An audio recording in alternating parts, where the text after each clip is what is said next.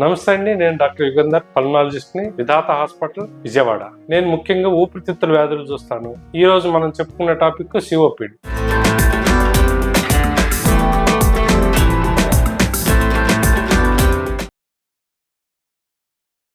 COPD అంటే chronic obstructive pulmonary disease.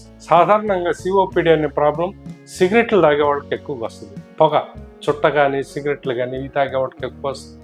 అలాగే కాలుష్యం ఎక్కువగా ఉన్న ప్లేసుల్లో కూడా వస్తుంది. కారణం ఏంటంటే కాలుష్యం, పొగ ఇట్లాంటివన్నీ ఉంటాయి. డస్ట్, దుమ్ము, ధూళి ఇట్లాంటివన్నీ ఎక్కువ పీల్చే వాళ్ళకి వచ్చే అవకాశాలు ఉంటాయి. సిఓపిడి ముఖ్యంగా రెండు రకాలుగా ఉంటుంది. ఒకటి క్రానిక్ బ్రాంకైటిస్, రెండు ఎంఫసీమా అంటాం. ఎంఫసీమా అనేది పుట్టుకతోటి వస్తుంది కొంతమందికి జెనెటికల్ గా. సో వాళ్ళకి ఫ్యూచర్ లో సిఓపిడి డెవలప్ అయ్యే అవకాశాలు ఉంటాయి. స్మోకింగ్ చేసే వాళ్ళకి క్రానిక్ బ్రాంకైటిస్ డెవలప్ అయ్యి సిఓపిడిగా ఉంటారు. ఈ సిఓపిడి ప్రాబ్లం ఎలా ఉంటుందంటే దగ్గు ఉంటుంది, కళ్ళె పడతా ఉంటుంది, ఆయాసం ఉంటుంది.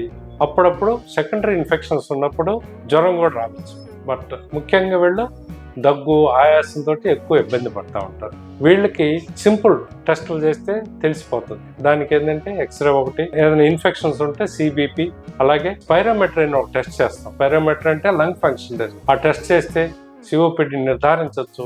ఎంత సివియారిటీ ఉందనేది కూడా మనకు తెలుస్తుంది. ట్రీట్మెంట్ ఎలా ఉంటుందంటే రెండు రకాలుగా ఉంటుంది. ఒకటి ఇన్ఫెక్షన్ తగ్గించడానికి యాంటీబయాటిక్స్, రెండు బ్రాంకోడైలేటర్స్. బ్రాంకోడైలేటర్స్ అంటే ఆ ముడుచుకుపోయిన ఊపిరితిత్తుల్ని ఓపెన్ చేయడానికి ఉపయోగపడతాయి. దీని బ్రాంకోడైలేటర్స్, బీటా-2 అగోనిస్ట్ అని, ఇన్హేలర్స్ అని ఇస్తారు. యూజువల్ గా ఇది ఎల్డర్లీ పేషెంట్లకు వస్తుంది. సిఓపిడి ఎక్కువగా వచ్చేది అబౌవ్ 40 years వాళ్ళకి వస్తుంది. తక్కువ వయసులో రాకూడదని ఏం లేదు, బట్ ఎక్కువగా అబౌవ్ 40 years వాళ్ళకి వస్తుంది సిఓపిడి అనే ప్రాబ్లం. ట్రీట్మెంట్ ఇస్తే చక్కగా తగ్గుతుంది. ఫ్రీక్వెంట్ గా సిఓపిడి సిమ్టమ్స్ వచ్చే వాళ్ళకి వ్యాక్సినేషన్ కూడా ఇస్తున్నారు. వ్యాక్సినేషన్ కూడా వేయించుకుంటే చక్కగా కంట్రోల్లోకి వస్తుంది.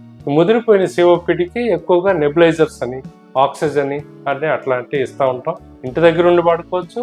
ఇన్ఫెక్షన్ ఎక్కువ ఉన్నప్పుడు హాస్పిటల్లో ఉండి వాడుకోవాల్సి వస్తుంది. Thank you.